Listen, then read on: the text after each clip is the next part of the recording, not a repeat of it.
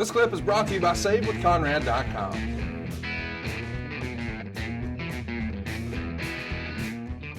Bret Hart wrote about it in the Calgary Sun. I've been doing everything I can to help WCW compete in the ratings war with the WWF. And lately, sometimes I find myself going against my own personal beliefs in order to be a team player. I ask myself, how far do I compromise in order to help WCW beat Vince McMahon? Or do I find a personal victory in not bending at all?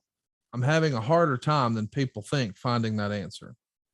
What I do know is that, in effect, to come up with their own version of the WWF's winning formula, WCW hired WWF scriptwriters right out from under them. The phrase scriptwriter has no meaning in wrestling until very recently. People have always asked if wrestling is scripted, and the honest answer to that was no. I never saw or even heard of a script for a wrestling match. But now the first thing they do when you arrive at the arena is put a script in your hand.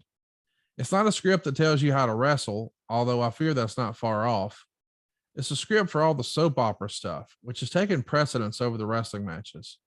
I find myself memorizing lines and rehearsing scenes.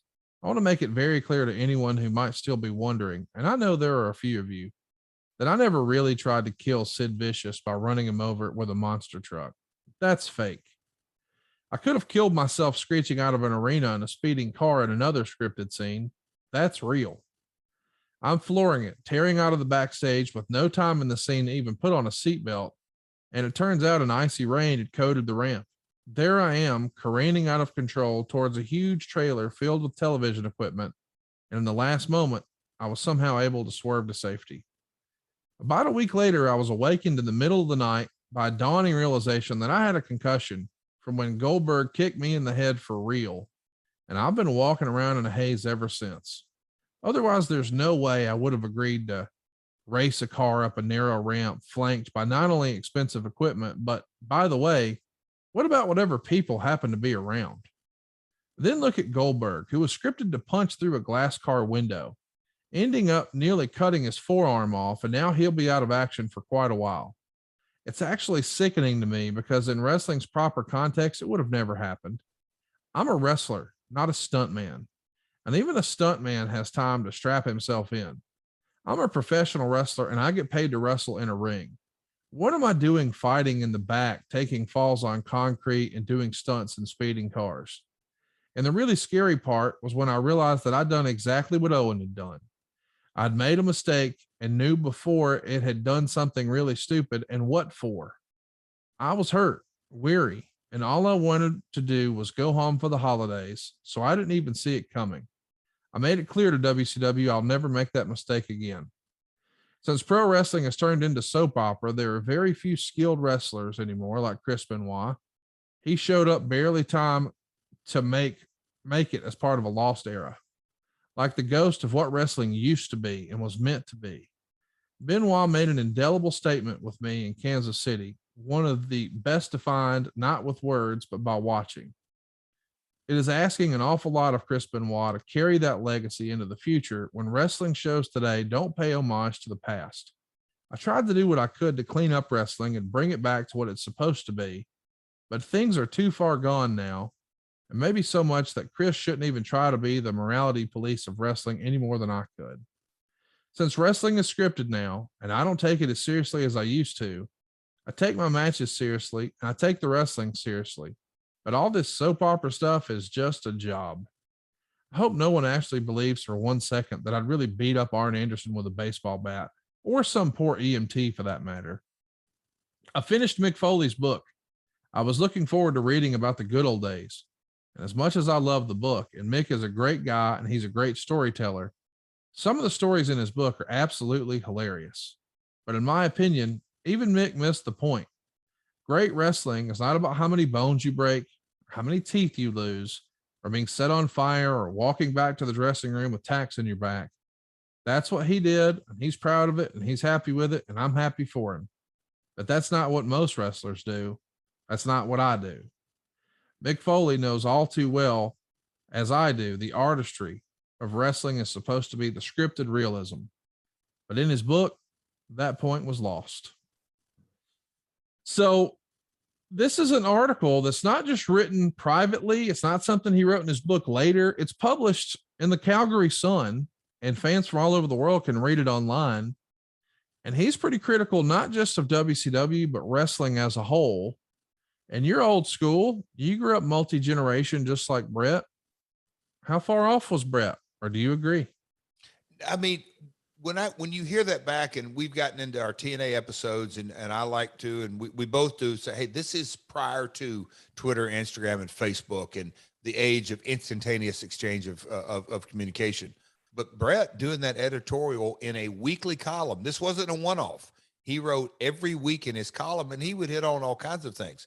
But what he said was a real real-time articulation of the Attitude Era and Russo and Ferrar and the WWE script changing, script formatting, and taking it to WCW and word by word. And Bret was vehemently opposed to it. I'm not opposed to it because I know it's a TV product, but Bret going out front and saying all that, I thought to myself, damn, he's got an ironclad contract. He don't give a damn. I didn't, again, I did not really understand how hurt he was. Yeah. I didn't know the injury had not just rattled his brain, but he was in a bad place mentally. I think these are the early stages because he's angry because he said, I'm getting hurt for what? And he had lost Owen. So I totally got it. I was surprised at how vocal he was in that platform. Again, this is the era before social media. This is a newspaper that was the number one way of, news traveled back those days. I mean, it was reported everywhere. So, yeah, like you hit it. This wasn't a newsletter. This wasn't Meltzer or Keller. This was the Calgary Sun at that time that got picked up in the early days of the internet. And, I read it every week. It's man. Yeah, it's heavy when you really hear him say that. Look, by the way, he's not just a top guy there. He's the world promoter. He's the world champion.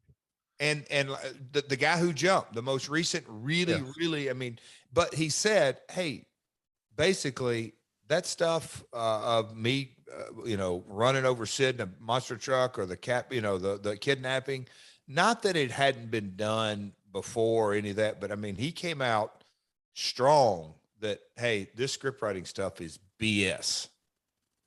It's strong statement. It's also reported in the Observer at the time that Hall and Nash were attempting to get out of their deals. You're a fake member of the clique. Do you remember them being unhappy and trying to get out? Nobody was happy in the I